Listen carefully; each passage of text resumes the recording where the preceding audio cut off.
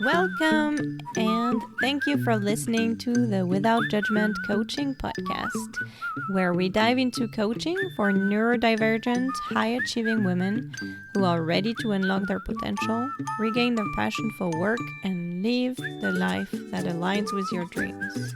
I am Virginie, your host. I'm a life and career coach, and I believe that your career should be more than just a paycheck. In my business, I help my clients who suffer from chronic stress and who feel on the verge of burnout make strong decisions so they can lead the lives they want. Often, it seems like they've got it all on the surface, and yet, inside of them, there is this nagging little voice saying it's not enough. I'm here to share with you all the tips and tools that I've gathered over the years to help you see that you're not alone and that you can be in charge of what's going on in your brain. Tell yourself a different story to change the way you feel and show up in the world. It all starts with our thoughts. And that's good news because you can choose what you think on purpose. You can decide what you don't want to believe when it doesn't serve you. And in each episode, I'll teach you how to be on your side so that you can be successful in your own way. I am a life coach on a mission to get you to discover how to live the life you deserve. So hold my hand and let's go.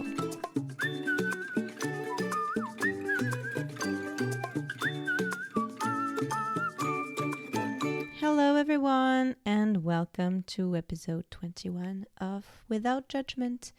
Today I'm going to continue with my mom tips or life advice and how we can relate that to life coaching and career coaching.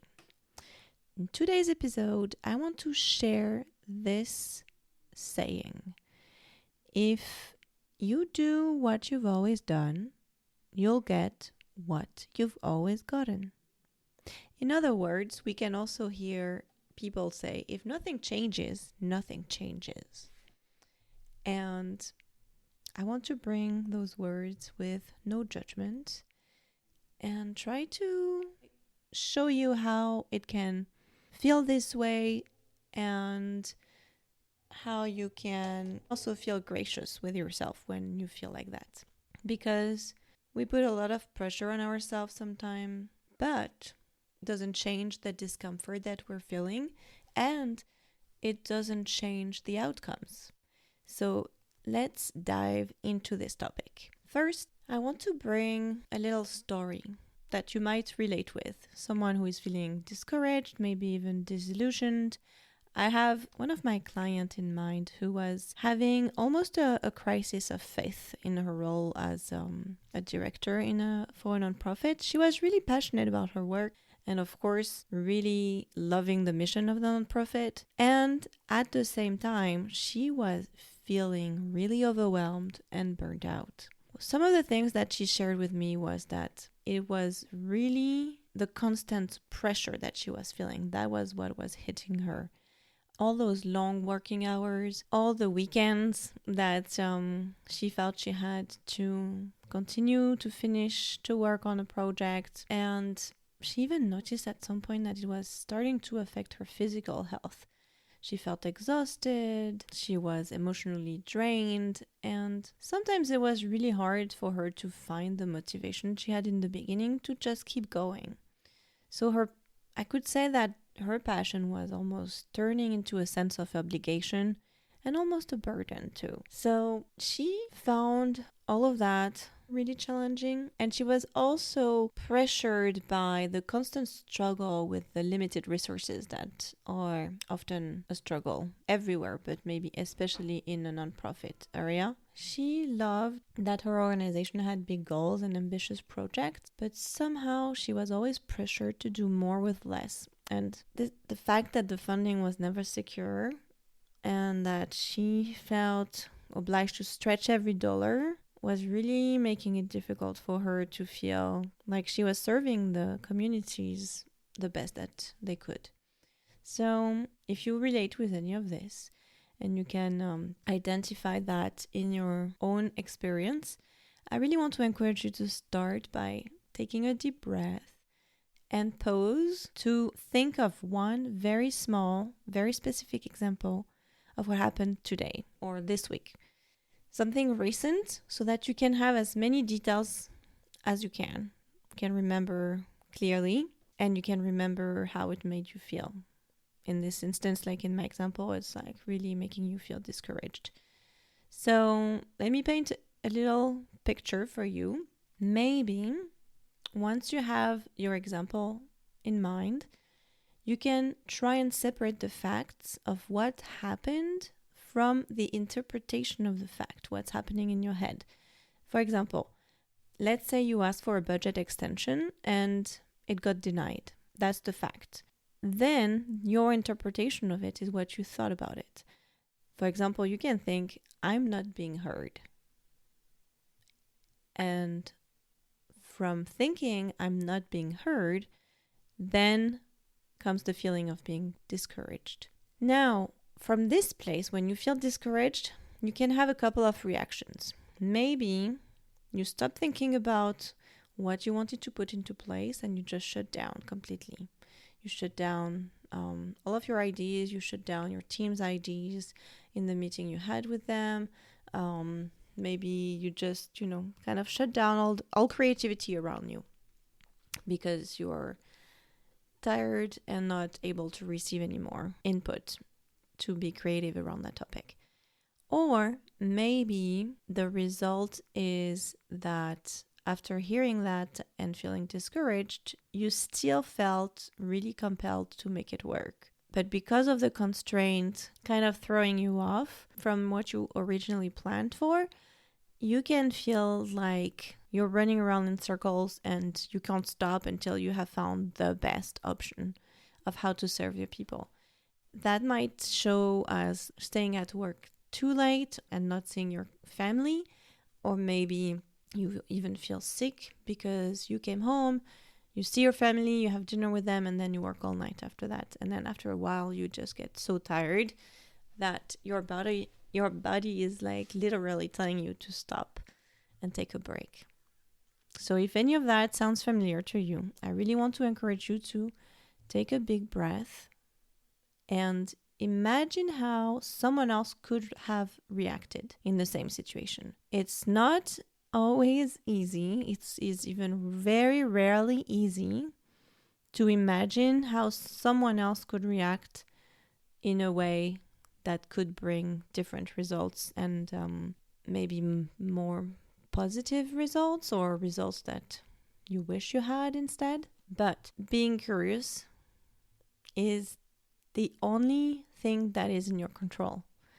So when you see the difference between what is in your control and what is not, then it's kind of the key to get started, to feel in charge again of what is happening instead of feeling like a victim, whether it's in your personal life or at work or, life is happening to you. You can feel in charge when you realize that your interpretation of the facts is what you are in charge, and that's where it starts. That's where you will get your energy and inspiration for how you react later.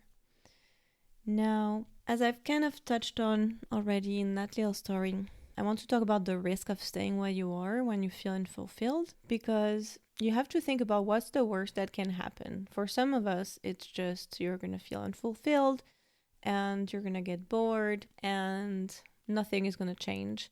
You're just going to feel unmotivated and unsatisfied.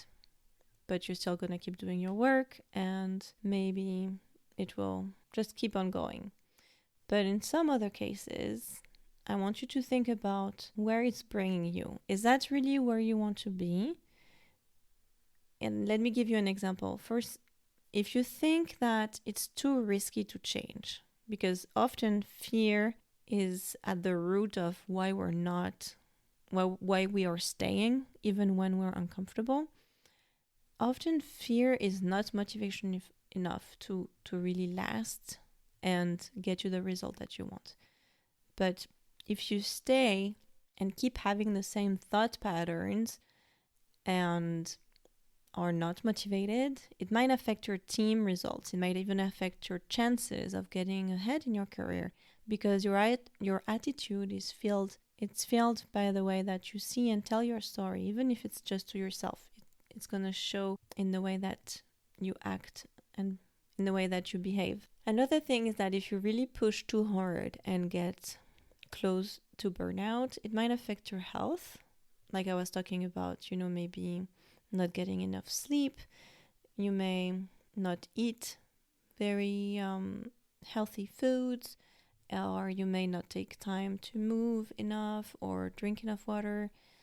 And just the stress might just change your cortisol levels and really affect you. So I want you to just take a minute and think about how it's affecting you right now and how long you've been waiting and what you're ready to change, to try to change. And finally, I want to give you 3 little ideas, like very tiny challenges, almost like a new habit to put in your week.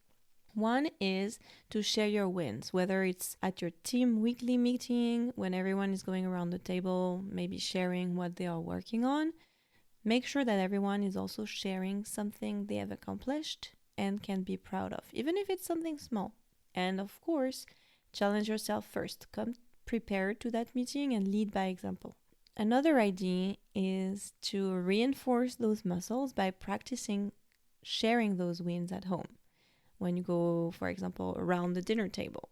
And really, it doesn't matter how young or how old you are, because we can all find something every day that we can be grateful for and something that we can be proud of.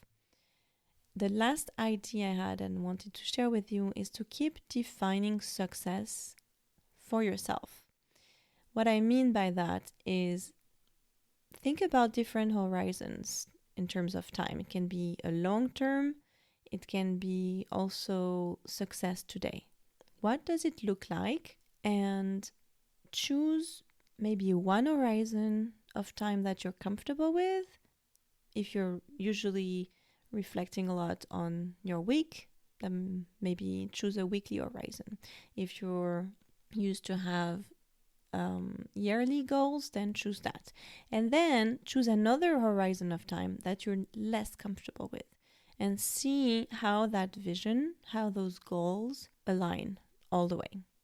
So, for example, you can do some sort of visualization and imagine that being successful for you today is to be shouting out someone at work and at home. Something simple, something easy, and also can be something very challenging because you're not used to thinking in those terms. So that's an idea.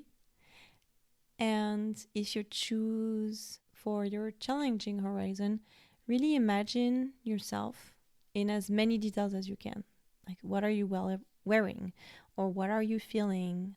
Who is around you? Maybe what language are you speaking? Or how do you get to work? Where do you live? Think about all kinds of situational details that can help you paint a picture. That's all I got for you today. As always, feel free to reach out to me via email at withoutjudgmentcoaching@gmail.com or DM me on social media. I'm at Without Judgment Coaching on most social media platforms. And if you're curious to see how one-on-one coaching can benefit you, just book a free call, 30 minutes, where you can ask me all your questions, no strings attached. Thank you so much and talk to you next week. Bye. Thank you for listening today. If you like what you heard, you have to go to the website without-judgment-coaching.com and click on the link to book a free 30-minute discovery call with me. You can also find the link on my Instagram bio if you prefer that. I will show you how to reframe the stories going on in your head to serve you and get everything you want, whether it's a new job, a new hobby, or new relationships. Together we can decide if and how I can help you become your best advocate to live the life that you want. I can't wait to see you.